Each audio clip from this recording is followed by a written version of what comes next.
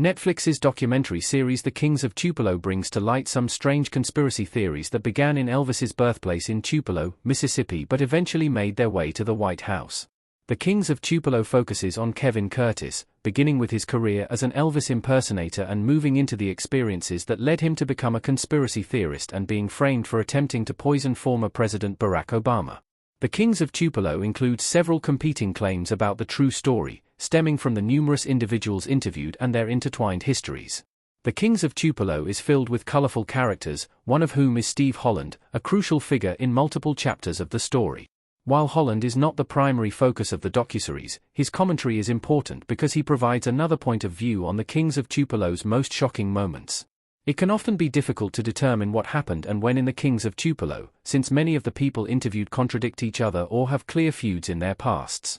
However, taking a closer look at Steve Holland can help explain who he is and how he became connected to the organ conspiracy. Steve Holland was a politician in the Mississippi House of Representatives and funeral home director. He was a fairly well-known community member. Steve Holland is presented in the Kings of Tupelo as a local politician who was a member of the Mississippi House of Representatives. He is also the son of a judge, Sadie Holland, who had previous run-ins with Kevin Curtis. Holland is introduced to the Kings of Tupelo's story because Kevin Curtis had reached out to him as a politician to bring more attention to the illegal sale of body parts that Curtis had become convinced was occurring in Tupelo. Alongside his political position, Holland also served as the director of several funeral homes that his family owned. The docuseries highlights how Holland helped pass a bill in Mississippi that was related to organ donation, leading Holland himself to point out that it would be strange for him to begin covering up the sale of body parts when he had been such a supporter of the importance of organ donation in medical centers. Holland, somewhat humorously, also remarks on his talent at embalming, adding to the story's strangeness. Kevin Curtis became convinced Holland was involved in the organ-selling conspiracy. Curtis was suspicious of Holland's funeral homes. The Kings of Tupelo Kevin Curtis during a show as Elvis. After Kevin Curtis claimed he saw a severed head in a hospital freezer, Curtis became invested in exposing the people behind the illegal sale of body parts happening around the country. However, the medical center where he worked denied this claim, and Curtis was subsequently fired. Following these initial events, the Elvis impersonator began writing his book Missing Pieces and reaching out to Mississippi politicians such as Holland and Senator Roger Wicker in an attempt to spread his information. However, he became suspicious upon learning of Holland's funeral homes. After learning that Holland was the director of several funeral homes as well as being a politician, Kevin Curtis began to suspect that Holland was somehow involved in the cover-up of the body part selling conspiracy.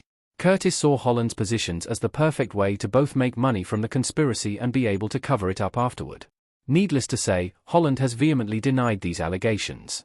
Additionally, despite some of Curtis's claims having been proven correct in other states, the documentary does not point to any evidence that organs were being sold in Tupelo. Steve Holland was also connected to James Everett Dutschke in Kings of Tupelo's ricin case. They had run against each other in the Mississippi House of Representatives. Beyond his minor interactions with and disbelief of Kevin Curtis's conspiracies, the Kings of Tupelo also brings to light Holland's interactions with a man named James Everett Dutschke. Initially, just another local man and minor politician, Everett Dutschke became nationally known for sending ricin letters to several politicians, including then-President Barack Obama. This event connected the two men as Holland's mother, Judge Sadie Holland, was also one of Dutschke's intended victims, though luckily she was not hurt. Before this event, Holland and Dutschke had also interacted while running against each other in 2007 for a position in the Mississippi House of Representatives, with Holland winning and maintaining his seat.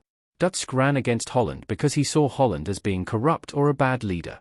However, the docuseries portrays Holland as being fairly well liked in Tupelo, aside from Curtis and Dutschke's opinions, and from a family that was well known.